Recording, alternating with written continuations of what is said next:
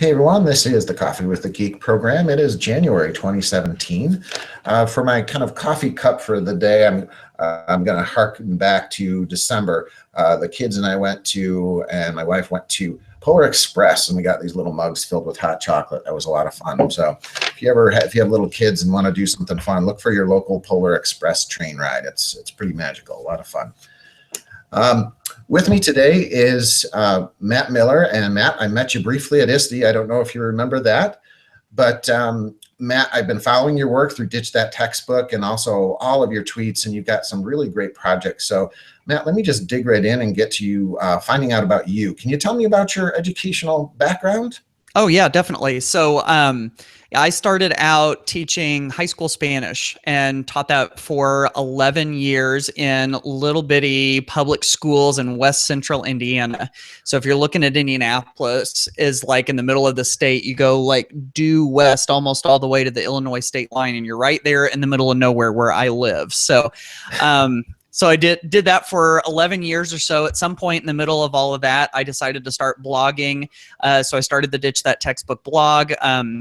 The book kind of came out of that. And then right now I'm kind of like full-time devoted to helping teachers. So creating resources, doing presentations, stuff like that in pursuit of this whole Ditch That Textbook theme. And since you had a featured coffee mug, I thought I might show you my coffee mug too that happens to have the Ditch acronym on it. So there you go. If it's Coffee with a Geek, you got to have a coffee mug, right? Absolutely, absolutely. Ditch That Textbook has really been kind of a trend-setting, I think, adventure for you. Can you tell me about the genesis of it? Oh yeah, absolutely. And a lot of times people think that Ditch That Textbook means that I'm advocating that we, scoop up all of our textbooks and pitch them in the nearest dumpster. And that's not really exactly what it is, because, I figure textbooks are a resource like anything else. And the last thing I want to do is take resources out of the hands of teachers and students. So basically, what Ditch That Textbook really is all about is kind of like looking at the way that we do things, sort of like our textbook practices and our textbook mentalities and mindsets of how we do education, and being willing to kind of rethink those. A lot of the focus is on bringing technology, creativity, and innovation into the classroom. And I'm really all about sharing lots of resources, teaching ideas and tools and just different things that are going to help teachers. So my goal is always to try to be insanely practical, either through the stuff that I create on the web or presentations or whatever. And I think the book kind of falls right in with that too. So I think that sort of sums it up in a nutshell. See, I finished that up right as you were done screen sharing with my blog. So yeah. And the blog, tell me, I asked this question to a lot of really, the big educational bloggers. How much time do you spend on your blog? And for a teacher starting out, what's your recommendation for them? Okay, so for me, it has varied widely. I'm coming up on my 4th blogiversary. So I don't even know if that's a word. I just kind of came up with that on the fly. Yeah. But in February, I will have been blogging for 4 years. And when I very, very, very first started it and didn't know what I was doing, it might take me, a couple of hours to do a blog post. And once I started getting the hang of it, and I know a lot of people that coach bloggers suggest maybe 500 words plus or minus. If you can get into that amount of words and you get kind of the hang of it, I think you can knock out a blog post in an hour. If writing isn't agonizing work to you, I think. And so now sometimes I'll write blog posts that are much longer than that, and it'll take me a few hours. If I've got the idea pretty clear in my mind and I can keep it brief, I can do one in an hour. It just depends on how long you want to do them. I know Seth Godin, the sort of legendary online marketing guy, he's got these little short pithy blog posts that he does every day, and they're like 200 words or something. So, it just sort of depends on what you want to do, I think. Can you tell me what platform you use, or did you start with a different platform and gravitate to one you're using now? Yeah, I started with WordPress.com, the free version of that, and I did that for a little while. And then eventually, when I decided that I wanted to get serious about it, I switched to a self-hosted WordPress site, which is what I've been using for probably 3 years or so. Do you recommend, is there anyone that you'd recommend for a new teacher starting off in the blogging sphere?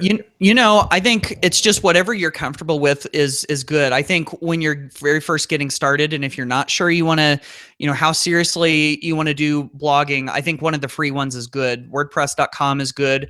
Going with Blogger is good. I know some people do edgy blogs. I don't think there's any wrong choice in any of those.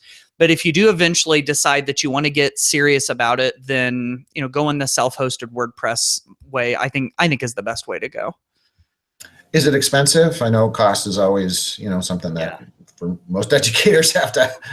Right. I don't think it's super expensive. It just sort of depends on what you do. I know for me to have the ditchthattextbook.com domain, it's like $15 a year.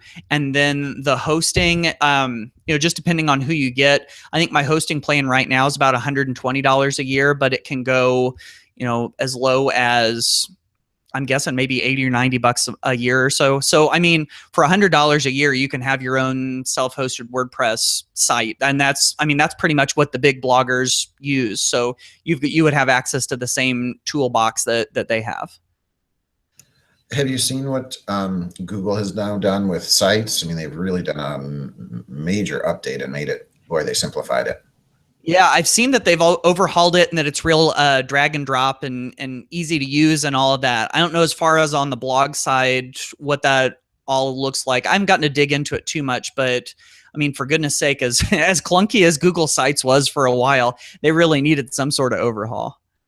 You're right. It was one of their toughest challenges, and for so long. And Google just does everything so simple. You wondered, like, when is this going to happen? But it finally came through, so we're all happy. Yes, cheers. Yes. Yeah, definitely. I saw on your blog that you are going to be working with Kasey Bell, who I've interviewed in the past, and who's again someone I follow just pretty much avidly on Twitter. And you're going to be doing the Teacher Tribe podcast. Man, two powerhouse educators coming together. Can you talk about that collaboration? Yes, I would love to. It probably all got started when Kasey and I both went to the Google Teacher Academy. This was back before that. This was back when you were called a Google Certified Teacher before, Google recently rebranded it to Google Certified Innovator. And we joke that we were the last ones to become Google Certified Teachers before they did all of that. And that was in Austin, Texas back in December 2014. And so we met and we knew each other's work very well. And we just knew from that moment that we wanted to do some kind of collaboration, some sort of project. And we thought at first we were going to write a book maybe, and we didn't know exactly what it would look like until, just in the last maybe 3 or 4 months or so, we started kicking around the idea of a podcast. And we thought, there aren't a ton of people who do podcasts specifically for education related to Google. There's just not very many of them. And we thought those are the things that our readers really, really love. So we thought we might as well give it a shot. And so I know this is, or at least I'm pretty sure this is Kasey's first sort of foray into podcasting. I had a podcast on the BAM radio network for a little while and don't do that anymore, but it was super fun when I did it, and I'm pretty excited about it. So the goal is to have some interviews with educators that use Google, but there'll be some episodes where it's just the two of us. And then we'll also have segments on, news and things that we have on our blog and, just different stuff like that. So that's sort of the scoop. And we're hoping to get that kicked off maybe by the end of January. Great. So you're basically going to connect. You're going to be in Indiana. She's in Texas, and just connect when you can. Isn't that beautiful with technology? It really is. Yeah, it's amazing. We've recorded, I think, all of the first 2 episodes now, and it's just amazing how we can sit and record and talk. And I mean, it's just like we're in the same room. And then there will be a couple of a couple of events where, like conferences where we'll both be there and we'll be able to do some stuff live. But yeah, for the most part, we're going to be states apart whenever we record. Now, did I also read somewhere that you're going to be working with Alice Keeler? Yes. Yeah. So there we go. We'll just go down the list of all the collaborations. So my original book was called Ditch That Textbook, right? Mm-hmm. And so we're going to cut the word textbook off here. And the next book, the one that Alice and I are working on right now, is called Ditch That Homework. And so we know that homework's sort of a contentious issue with teachers, and everybody has their thoughts. And so our take on it is going to be that we want to provide teachers with a bunch of strategies that you can use so that you're less reliant on homework. We want to help teachers to become more efficient and effective in what they do so that they can cut back on all of that homework. And there's a little bit about why we're not huge fans of, we basically don't like homework at all personally. But, we get into that a little bit, but it's mostly about strategies that teachers can use to wipe out their need or their reliance on it. So that's what we're working on together. A question that came to mind as you were talking about that is at ISTE. Yeah. I don't know if you saw Dr. Kaku's keynote presentation. Yes, I did. He had talked about the next two big fields that are going to be digitized as education and medicine. Do you agree with that assessment? And do you think really kind of what you're talking about is in line with that? Yeah, that doesn't surprise me a bit that he would say that. I mean, if you look at just education in general, even if we're not talking about K-12, the whole idea of online courses and e-learning and badging and all of that is just going through the roof. And it used to be that you had to be in a location with a person and you had to get that new information, those new ideas out of their brain or out of a hard book. But now, information flies all over the place all the time. And I mean, what we're doing right now, you and I, is a perfect example of how you can learn practically anywhere that you are. And so, yeah, I really do see, whenever it comes to information and education and everything, digitizing it can, in my opinion anyway, can really help us be more efficient and give us more access. But there obviously is still the human factor to it. And, we always talk about the importance of relationships in the classroom. And, that's one thing that I don't think will ever be replaced digitally by a teacher is, just being able to be there. So, I don't see, this is just me speculating. I don't see the brick and mortar schools, going away instantly. I mean, people have been talking about how newspapers are dying and they're not going to be around anymore, and they're still around. And so, I sort of see where he's coming from. Would you agree with that? Yeah, definitely. I think one of the obstacles is, of course, teacher parent fear that, they're not going to be needed anymore. Right. And one of the kind of analogies that I drew with the teachers, if you look at, what happened with music, okay, the music became digitized. We're no longer have to be tied down to a phonograph. We've got our music with us whenever we want. And yet the live concert is still, you can spend $200 on a live concert and there's still, like you said, the human connection that's still there. And I think that's with education too. Even though we digitize it, you still need the live performance. That's still key. And we still need teachers. Like we still need musicians. It's not like musicians are just robots. So yeah. It's like the human, like you said, the human side of things, it's so hard to replace that. I don't think any of that will ever go away. Great.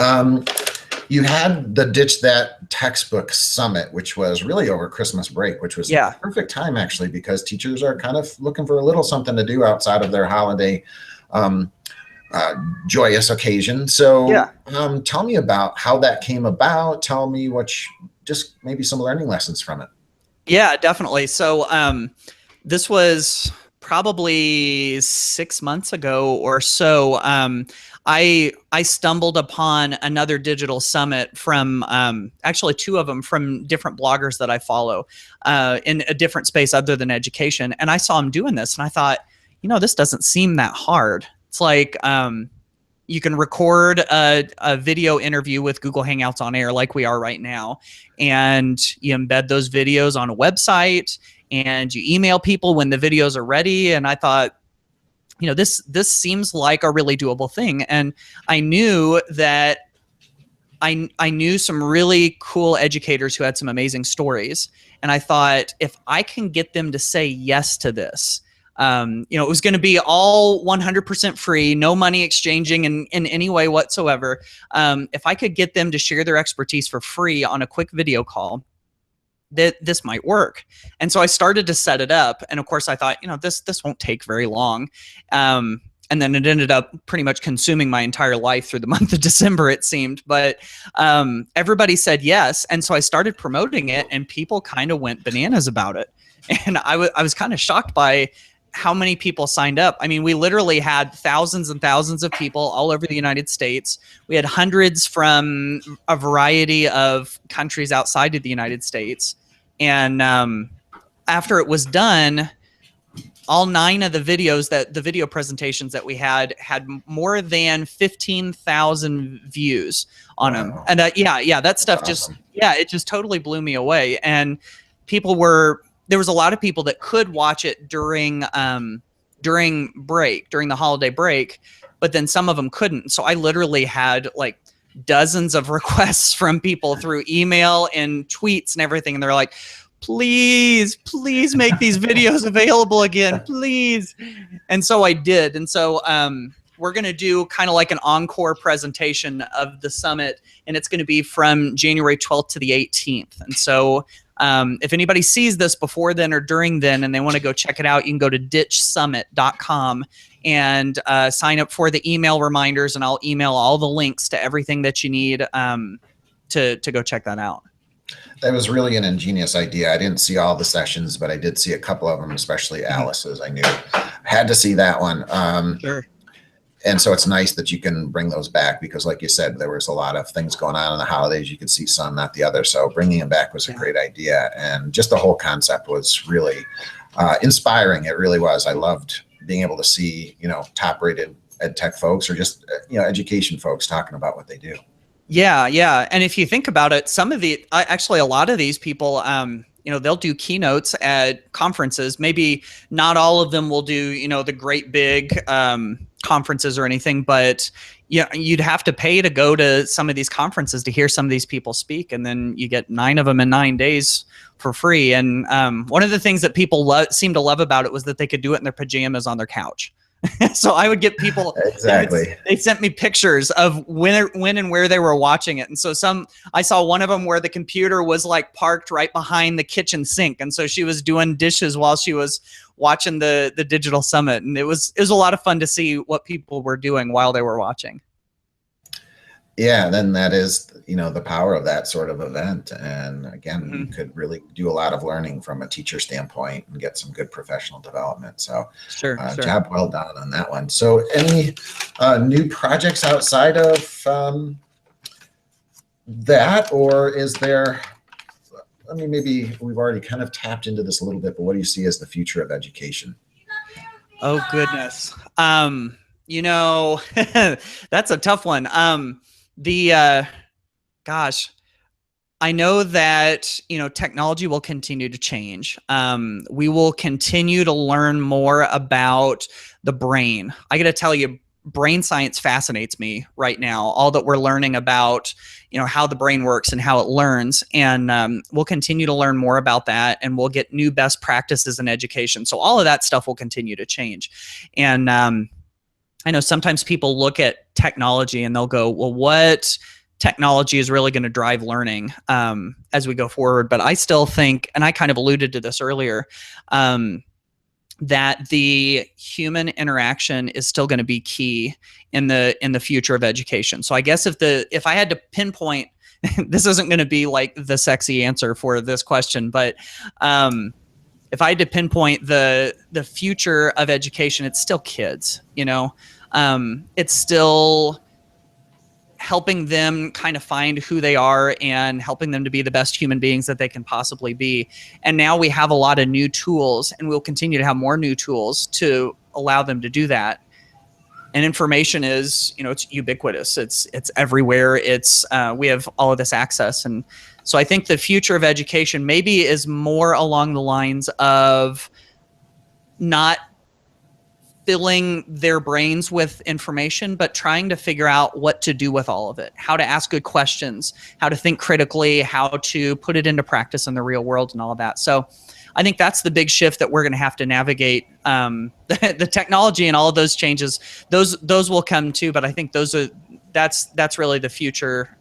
I guess the future of education kind of is that education in some ways doesn't change. Does that make sense? Yeah, no, it does.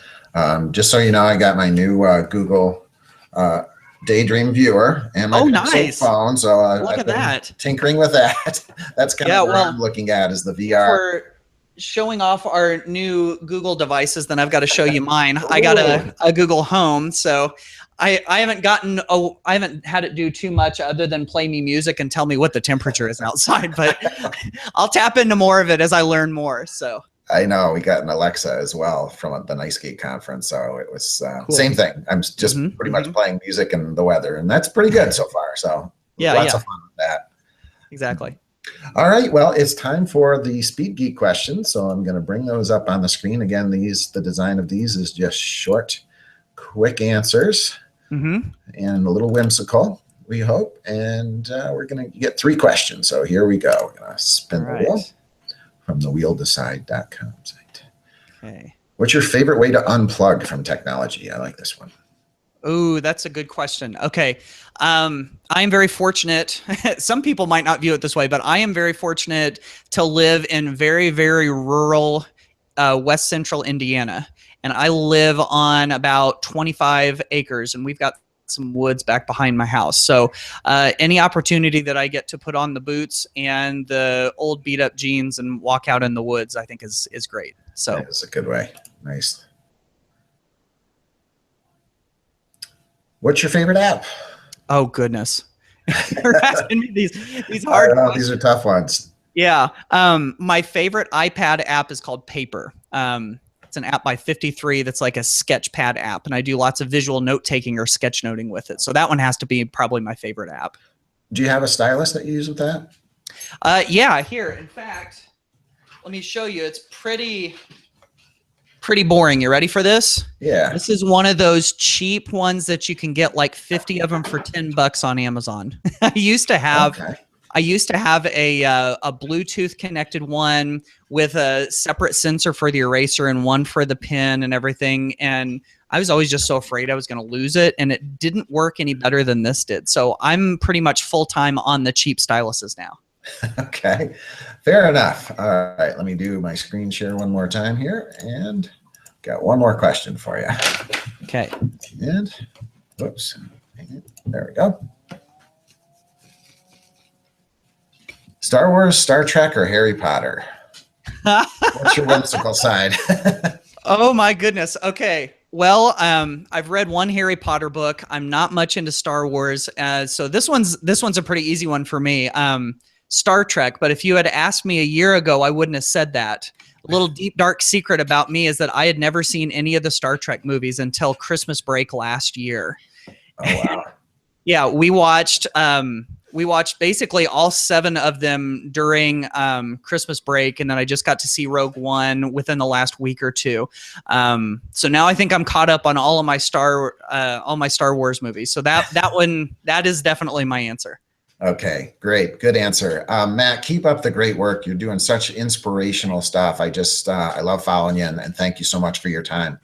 My pleasure. Yeah. No, thanks for having me on the show. Absolutely.